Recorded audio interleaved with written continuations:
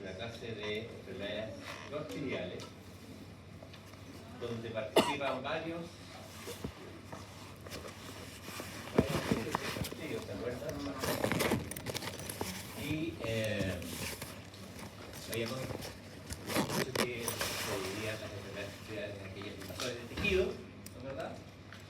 Vamos a ver ahora los que producen enterotoxemias, pero básicamente, y esto es algo semejante, el clostridio por alguna razón ingresa a un determinado sitio anatómico, el hígado por ejemplo, llega ahí a través de la vena porta, o por una herida, o a través de la sangre al tejido muscular, por ejemplo, encuentra un espacio microscópico de anaerobiosis, germina la espora, se multiplica el clostridio, produce la toxina, y la toxina se difunde al resto del organismo y produce los efectos deleterios de las diferentes toxinas que tienen: necrosis, muerte celular, hemorragias.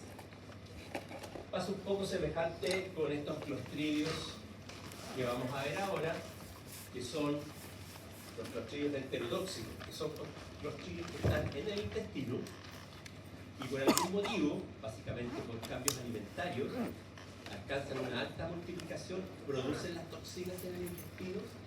En el intestino estas se absorben y van a producir los efectos de una toxemia o de enfermedad generalizada sistémica en el resto del organismo.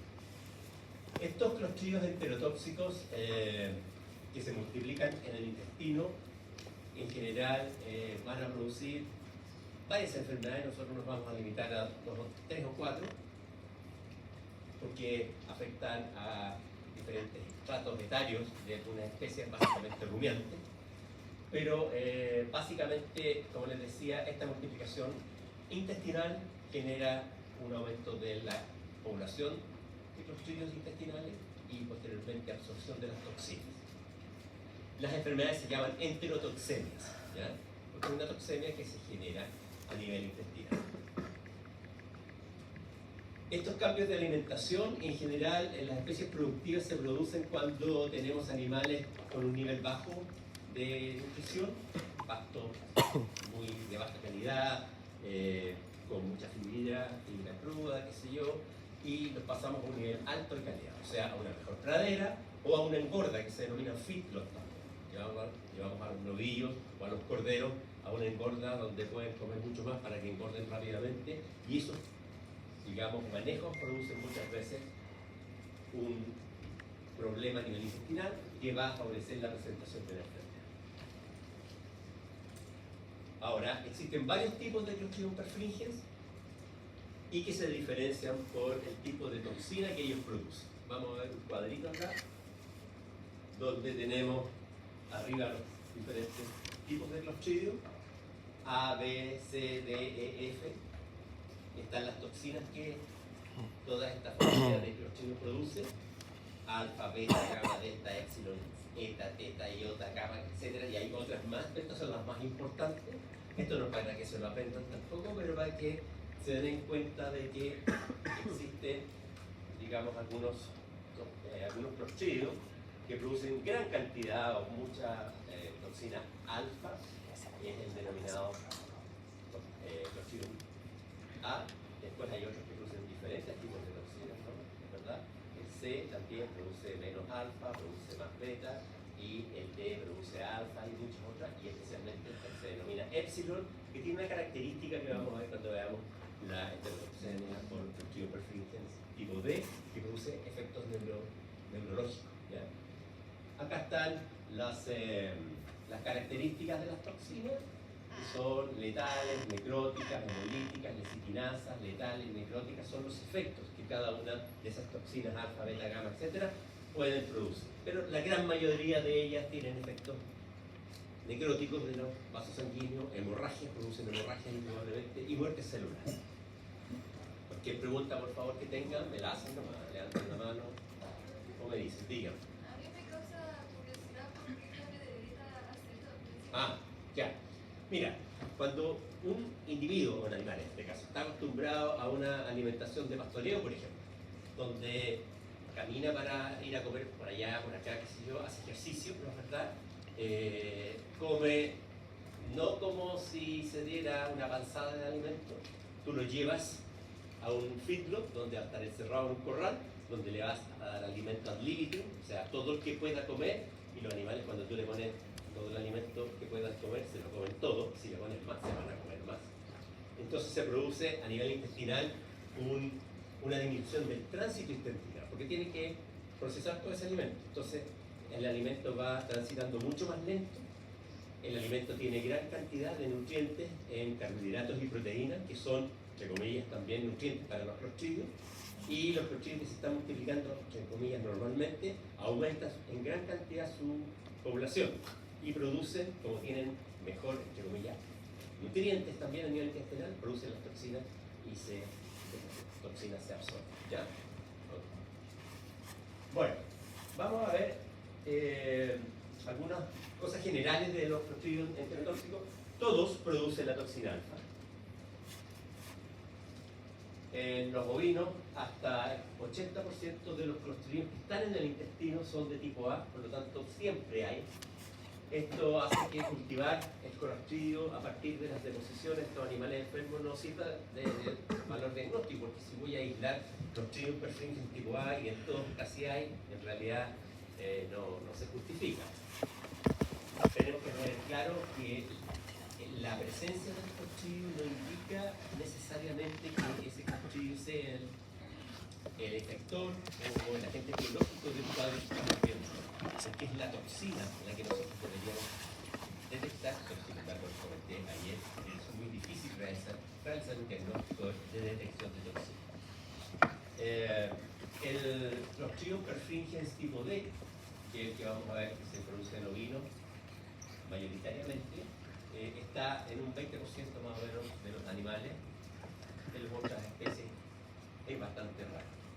Las enterotoxinas en general se caracterizan por tener un cuadro intestinal, ¿cierto?, hemorrágico bastante pronunciado, desde donde se genera una absorción de las toxinas al resto del organismo y la presencia de lesiones en muchos órganos.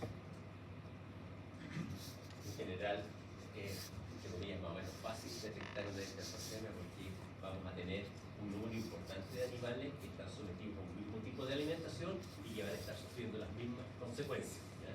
Y por supuesto vamos a tener hemorragias a nivel intestinal y de otros órganos.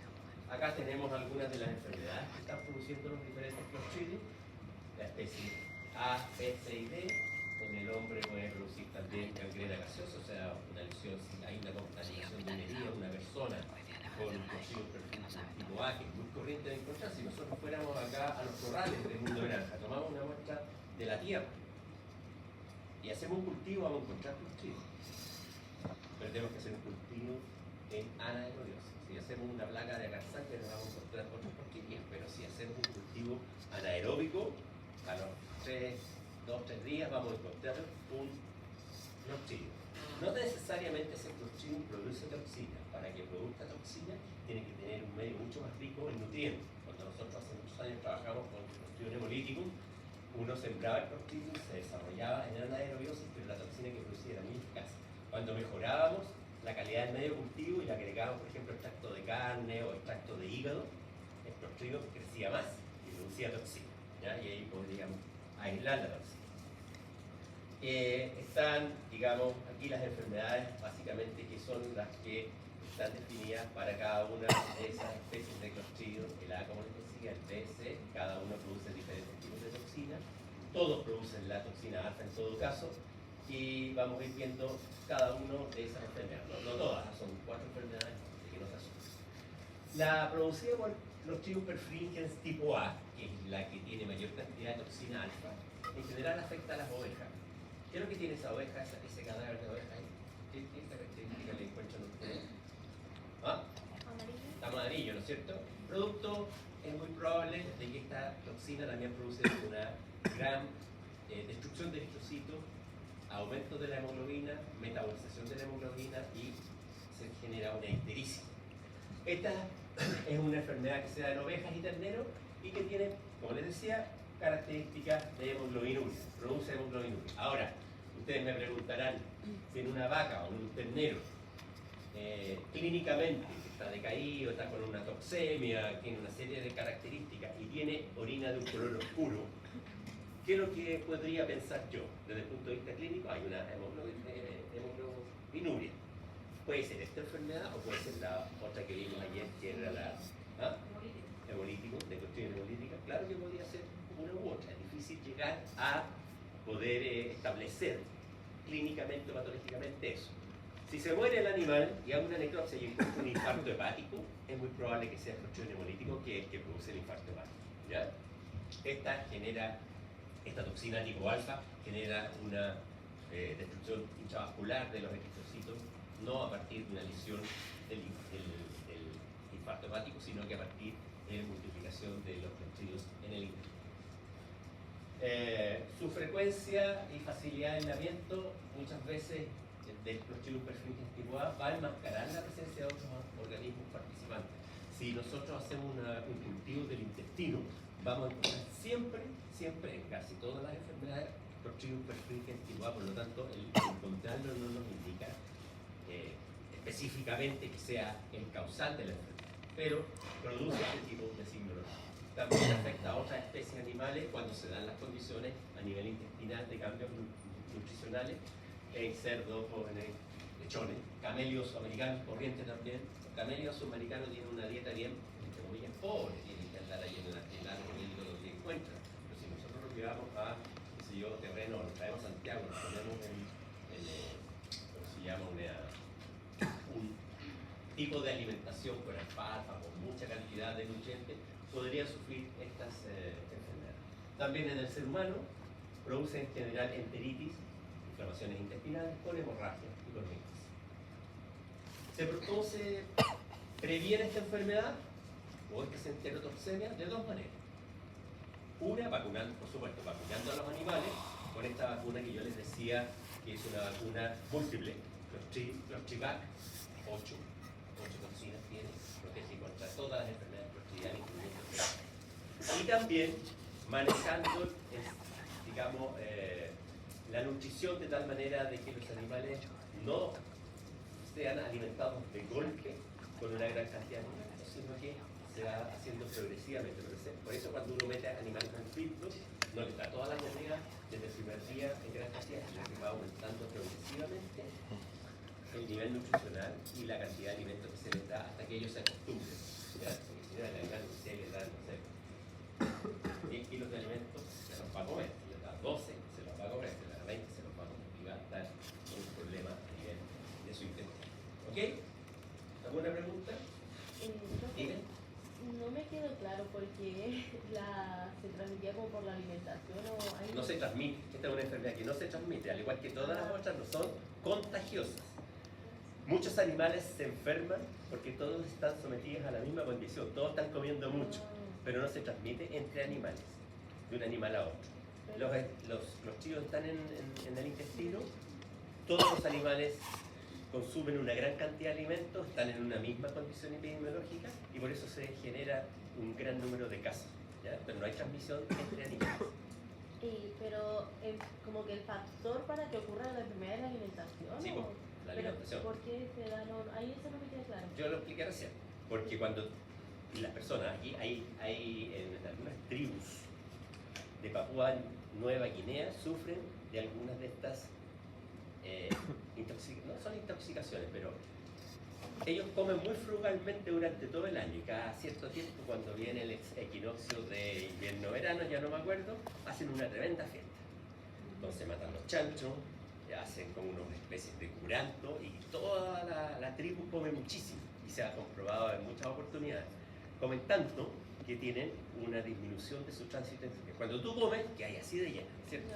Sí. El tránsito intestinal se enlentece y en el intestino, al haber tanto alimento, los clostridium se multiplican muchísimo, producen la toxina y las personas, o los individuos, los animales en este caso, se enferman. ¿Ya?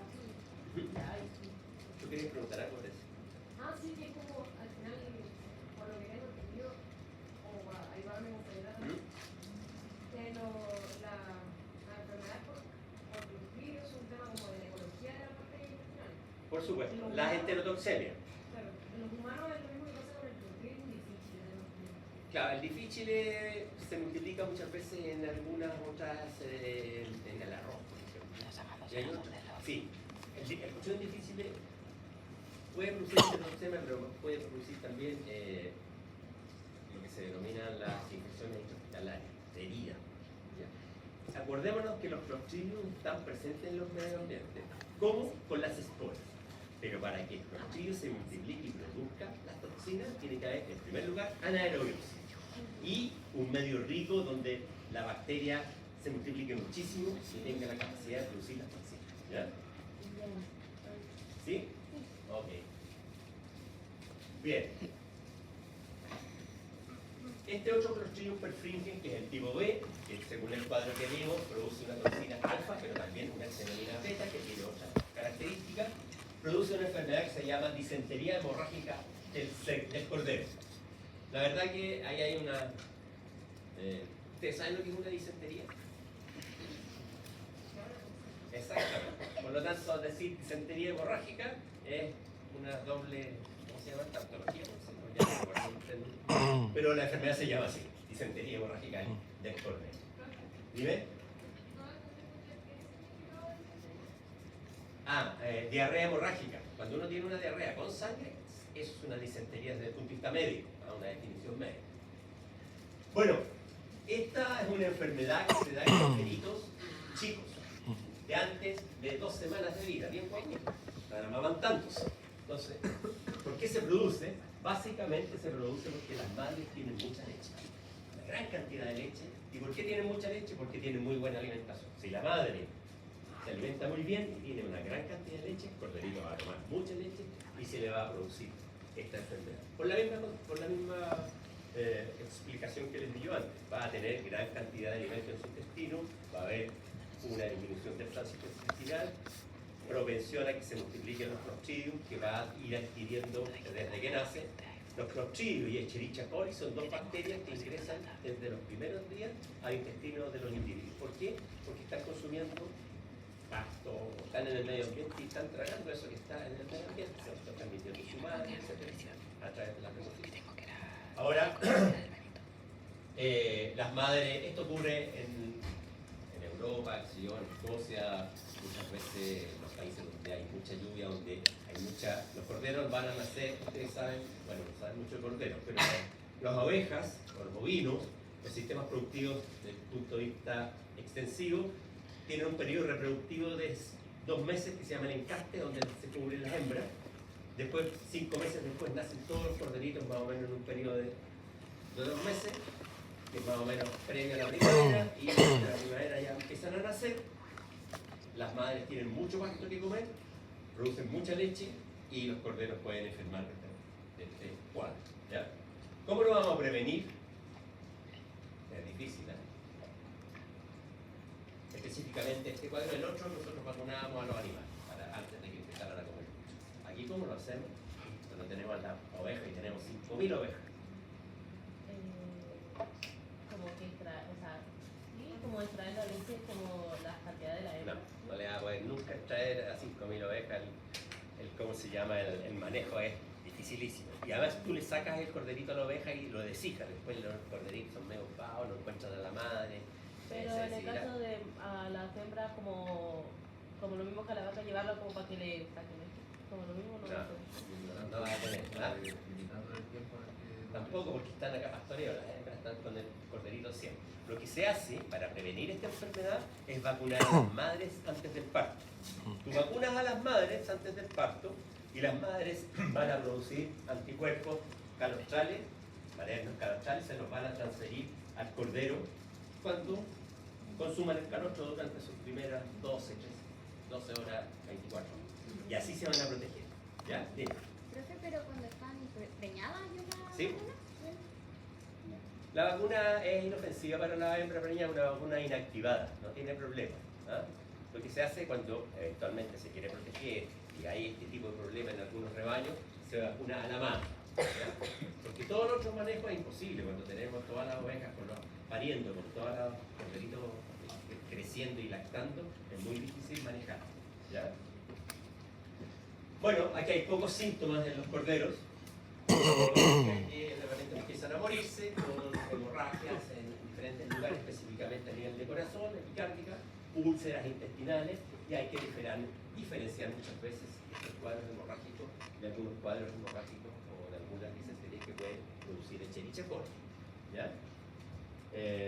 Y lo que les comenté recién, se vacunan a las hembras antes del parto.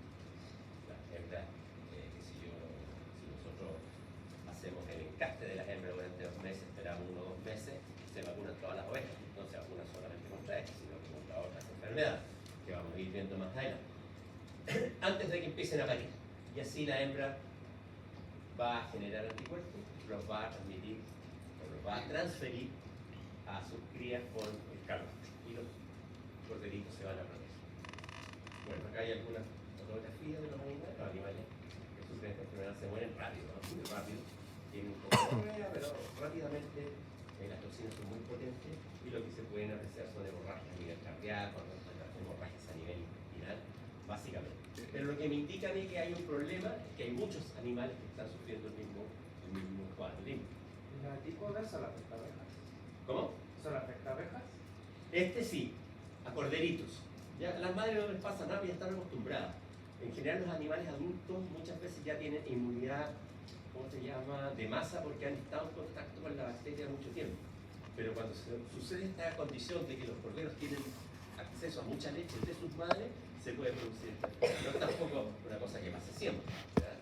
La hembra tiene que tener mucha alimentación para producir mucha leche y así afectar al cordero, ¿ya? En este caso este no es zoonótico, ¿no? Al ser solo de corderos también... Es que yo no lo llamaría zoonótico, un Clostridium perfringens a mí, o a ustedes, o a los, ¿cómo se llama?, nativos de Papúa Nueva Guinea, que lo tenemos en el intestino.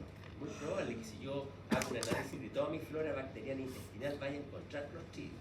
La condición para que se produzca una enfermedad es la que yo les mencionaba. En los animales es mucho más corriente, ¿ya? Y esa condición para que se produzca esa enfermedad clostridial en estos nativos de Nueva Guinea es que ellos comen muy poco durante todo el año, son muy frugales, pero cuando se dan una tremenda avanzada de 3-4 días comiendo chanchito, yuca, fruta, no sé, una serie de cosas, arroz, se pueden producir este tipo de problemas.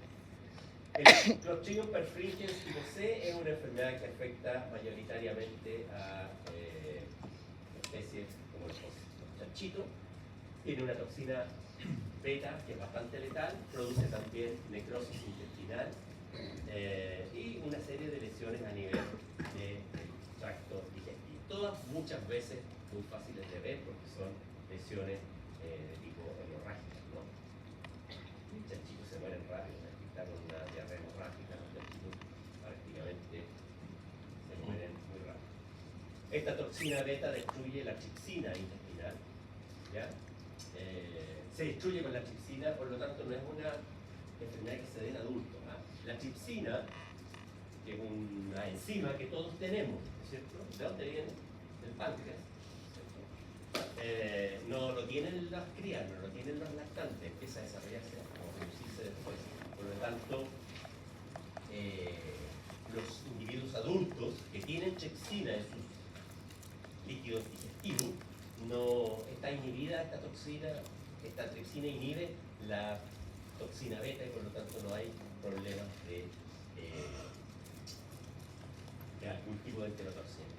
Esto también se produce en los seres humanos cuando tienen deficiencias de tripsina o tienen un problema a nivel pancreático y no tienen tripsina. Esa persona que no tiene tripsina y que eventualmente no puede destruir esa tripsina, la toxina beta, podría tener un problema de enterotoxemia, pero es muy raro, ¿ya? Profesor, Dime. ¿qué cosa o qué situación gatillaba la recuperación? ¿La qué? ¿Qué situación provoca el crecimiento exponencial de este Clostridium? De todos los Clostridium, de todos. Una, el enlentecimiento del tránsito intestinal. ¿Cómo se produce eso? Cuando uno come mucho. Se enlentece el tránsito. Se demora más en pasar todo el alimento a través del intestino. Y cuando se está enlenteciendo, los Clostridium tienen más oportunidad de desarrollarse. Hay más anaerobiosis, hay más nutrientes a nivel intestinal, proteínas, carbohidratos, etcétera, que son nutrientes que digamos, favorecen la multiplicación de los clostridios, ¿ya? Esa gran alimentación y el lentecimiento del tránsito intestinal produce la multiplicación de clostridios y producción de las toxinas a nivel del lumen intestinal. ¿Sí? Dime. Sí. O sea, entra por las esferas del ambiente, podría decir que Clostridium quizás de la microbiota. Sí, sí. O sea, el Clostridium no vive, o sea, perdón, está en el ambiente como espora, como una forma, digamos, de resistencia bacteriana. Así se mantiene. Y ingresa con el pasto, los alimentos que se pueden consumir a nivel intestinal. Y puede desarrollarse en el intestino si hay ambientes de anaerobiosis. Ahí se multiplica poquito, pero después eliminado en las deposiciones. Esporula de nuevo. Se establece ese ciclo. ¿Ya? ¿Dime? ¿Sí? Es que el Clostridium Choe. ese es endógeno también, aparte del microbiota. Sí, pues está a nivel intestinal. Todos están a nivel intestinal. El septicum también está a nivel intestinal. ¿Y cómo se infecta una oveja con septicum? Cuando tiene una herida y se infecta a partir de la tierra, de las deposiciones que están en el medio ambiente. Esa espora llega a la herida, si hay ahí anaerobiosis, se multiplica y se difunde la toxina. ¿Ya? Siempre están a nivel intestinal. Diferentes especies, a veces hay más del alfa, o del septicum, o del Chobei, etc. Depende de los medios ambientes. ¿Ya? Pero no es una bacteria que se multiplique solo en el medio ambiente, porque no puede, porque en el medio ambiente hay oxígeno, nunca se va a multiplicar en el medio ambiente, a no ser que haya una condición especial donde a nivel microscópico estamos hablando, se produce un cierto grado de anaerobiosis. Si hay anaerobiosis, la espora va a tener una señal, va a germinar y la bacteria va a multiplicar. Si se multiplica, puede o no puede. Bueno, esto se produce también, Clostridium perfringens tipo C, es una enfermedad que produce el neonato, básicamente chiquito, ¿cierto? Digamos de 6 a 7 días de vida, y con individuos que lo que les mencionaba tienen pancreatitis o que comen productos inhibidores de la tripsina, como el camón. Esto es lo que yo les decía, Clostridium perfringens tipo C que produce esta enfermedad en los nativos, estos nativos que yo les mencionaba que se va a diagnosticar en Nueva Guinea, en Papúa Nueva Guinea. Ellos comen, se hacen yo les mencionaba un curanto, por ejemplo, donde piezas de cerdo, marisco y yuca y camote, que son tubérculos, que son ricos en chipsina. Dime. ¿Aló? Ah, ya, perdón. Es que se me olvida que tengo que estar con el micrófono. Y son ricos en tripsina o inhiben la tripsina. En el camote pueden haber inhibidores de la tripsina. Y si la tripsina es inhibida, ¿ya? No destruye la toxina. ¿Ya? Son condiciones muy especiales en todo caso. Bueno, acá dice, son los que sufren esta enfermedad, esta enterotoxemia, son principalmente los lechoncitos, cerdos pequeños, también el potrillo, corderos o cabritos, dependiendo muchas veces de las alimentaciones que están estos animalitos consumiendo. ¿Ya? Bueno, otra vez acá, dime. Profe, Sí. ¿es la misma vacuna para el tipo C y para el tipo B? O sea, si yo Sí, la es que la vacuna es la misma. La vacuna tiene todas las toxinas para todos los clostridios, básicamente. Si tú ves, lo voy a tratar de buscar, ¿cómo se llama? El prospecto de la vacuna, uno se va a dar cuenta que tiene vacuna o es una antitoxina se llama toxina alfa, beta, epsilon y toxina necrotizante de Chobei. Entonces son 8 toxinas las que están dentro de la vacuna y protegen contra la gran mayoría de las enfermedades clostridianas. ¿Sí? ¿Por acá? ¿El nombre de la enfermedad sería necrotizante? No, la enfermedad se llama enterotoxemia por Clostridium perfringens tipo C. ¿Ya? Adquiere el nombre de la bacteria predominante que se ha desarrollado en el intestino.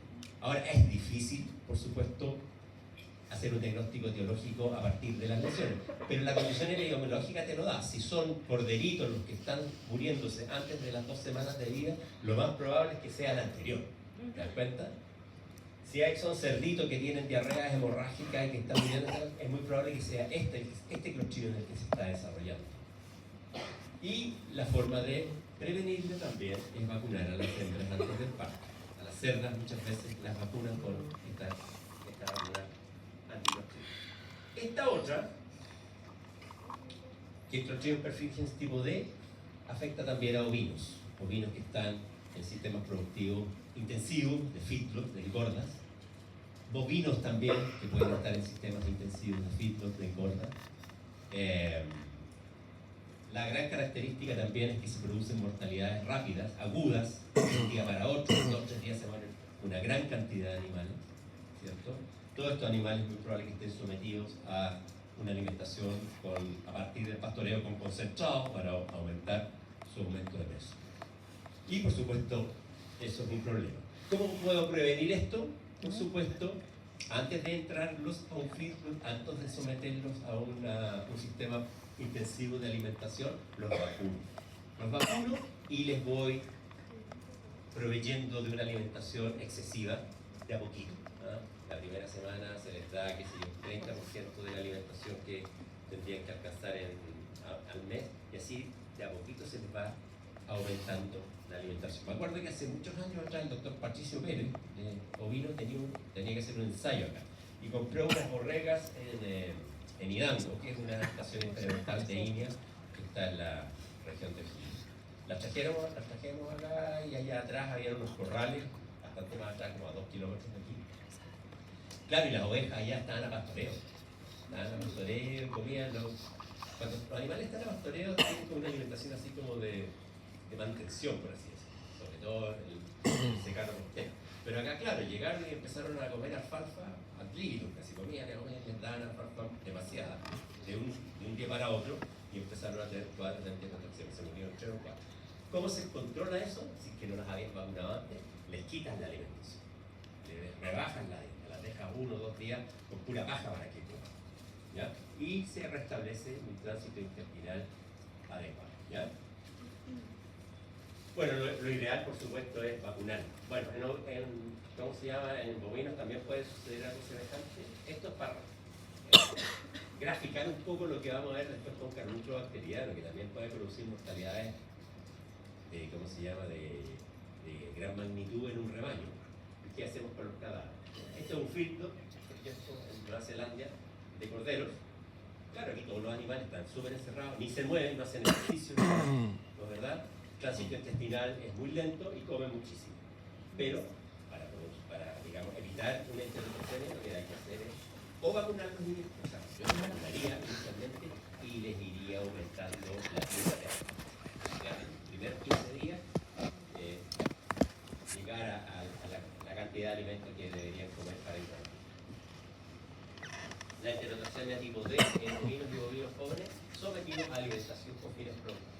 Clásico de este tipo de feedlot. La enfermedad tiene algunas características más diferentes a algunas otras. Se puede presentar como un brote. ¿Qué es un brote? Una gran cantidad de casos en corto periodo de tiempo. ¿Por qué? Como un brote, a pesar de que no es contagioso, yo te dije que no era contagioso, no se transmite de un animal a otro. Pero sí todos los animales están sometidos a la misma condición, por lo tanto, a todos les va a pasar lo mismo desde el punto de vista de la alimentación. Es una muerte súbita, ya de curso, una enfermedad de curso corto y mortal. Esta otra foto más antigua en Estados Unidos, una corda de ganado Hereford, donde el señor se levanta en la mañana, va a recorrer el corral y los animales ya están muertos. Aquí hay un animal, si ustedes ven, tiene como mucho de cositas como mirando para arriba. ¿Por qué? Porque este Clostridium perfringens tiene una característica, tiene una toxina que vimos en el cuadro que se llama epsilon, y que es una toxina que afecta el sistema nervioso. Entonces los animales están sufriendo de una enterotoxemia por Clostridium perfringens tipo D, en general sufren de algún cuadro neurológico. Falta de ataxias, por ejemplo, pataleo, temblores, mirando hacia arriba. Ahí vamos a ver una fotografía. El Clostridium perfringens tipo de X tiene varias toxinas, pero las más importantes son la alfa, que las tiene todos los Clostridium, y la epsilon, con efectos letales, necrotizantes de los tejidos, producen gran daño vascular, por lo tanto hay hemorragias en diferentes órganos.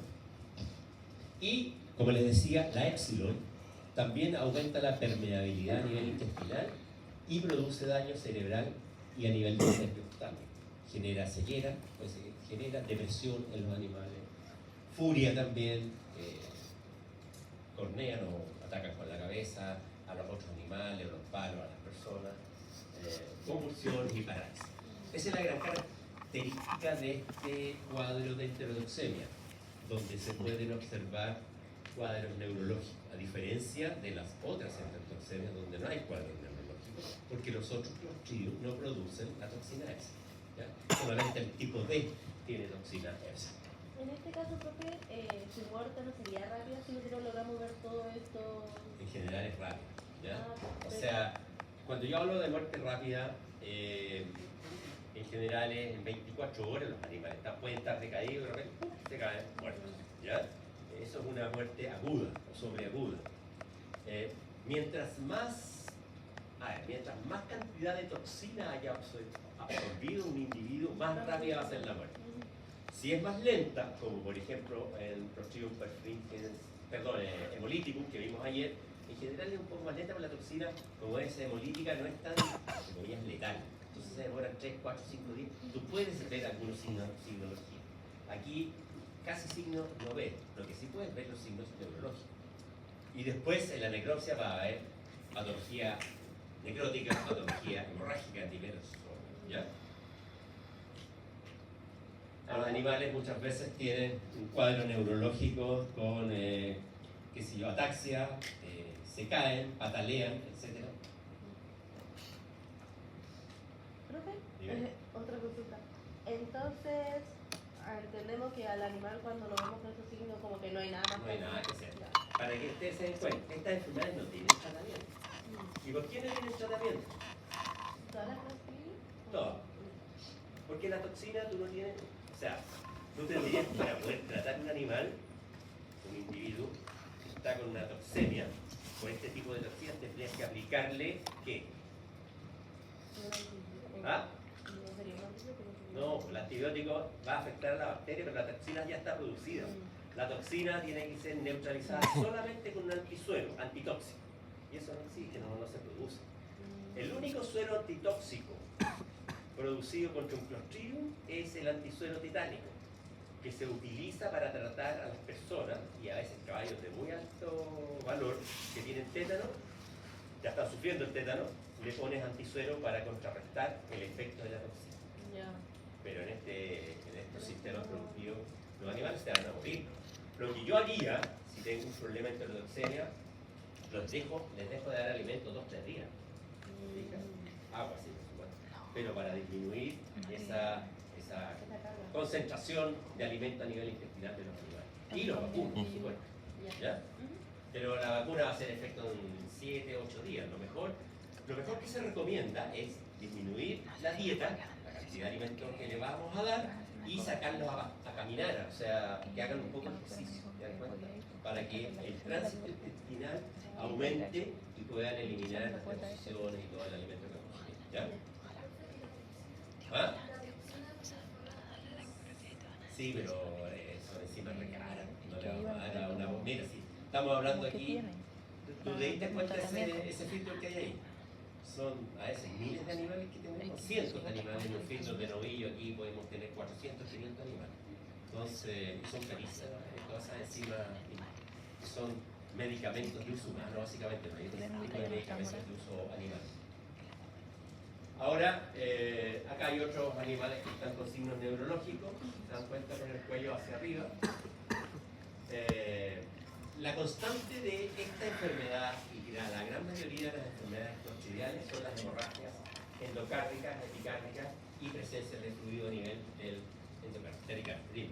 Profe, y si no hablamos como sigo, sino como un animal de compañía. Ya, y usted le Que lleva en ese animales de caso, compañía igual. estas condiciones no se producen generalmente. Ah, ¿Ya? No, en un animal de compañía tú puedes hacer un tratamiento médico, pero estas enfermedades no se dan básicamente, no se describen en perros que yo sepa ni en gatos. ¿Ya? Bueno, pero una ovejita de compañía. Ah, tampoco porque va a estar, mira, esta es una condición que se produce por un manejo productivo, entre comillas, excesivo. A una oveja de compañía va a tener a lo mejor una llama en el jardín y va a estar comiendo en realidad poquito, va a estar pastoreando, ejercicio, entonces es muy raro que vaya a ocurrir ahí. ¿Ya? Así que lo que sí hay que cuidar en esos animales, quizás hay un manejo quirúrgico, no se contamine la herida para que no se contamine con un clostridio, pero eso ya es un sistema o una prevención que se da en todo tipo de animales, ¿verdad? Hay edema pulmonar en los animales que han sufrido esta Clostridium tipo D. También se produce aquí algo que la putrefacción del cadáver es más o menos acelerada y se acumula gas e hincha mucho a nivel intestinal, como los perros que están a la orilla de la carretera, ¿sí? ¿Ya? Acumulándose gas intestino. Ahora, si ustedes leen la literatura, de repente a esta enfermedad en inglés le llaman pulpy kidney disease o enfermedad del riñón pulposo. ¿Por qué? Porque cuando uno hace la necropsia el riñón está bien así como deteriorado, como blanducho. Y cuando uno saca la cápsula del riñón, se despega con trozos de riñón. Pero eso no es un efecto, yo diría, de esta enfermedad específica, sino que es cuando uno hace la necropsia de un animal, puede ser ovino en este caso u otro, donde el cadáver ya está en cierto grado de estado de putrefacción y los tejidos están bastante deteriorados, ¿ya? Pero lo pueden encontrar en algún tipo de literatura, sobre todo en español. Ahora, en algunos países se describe esta enfermedad que se llama encefalomalacia simétrico-focal, porque son pequeñas intoxicaciones crónicas que han subido ovejas y que están viejas ya, pero cada cierto tiempo tienen un recrudecimiento de la flora intestinal, multiplican el Clostridium, absorben la toxina, pero no se alcanzan a morir. Después de un tiempo la toxina se destruye, qué sé yo, pero van sufriendo pequeñas lesioncitas a nivel del encéfalo, se va produciendo un deterioro del tejido encefálico y finalmente producen una enfermedad de tipo neurológico, pero es bastante rara y se produce una pérdida de masa encefálica en estos animales. Pero es raro, en Francia lo describen. Bueno, las lesiones más características son las hemorragias a nivel de corazón. Este es un nódulo linfático también con una hemorragia bien importante.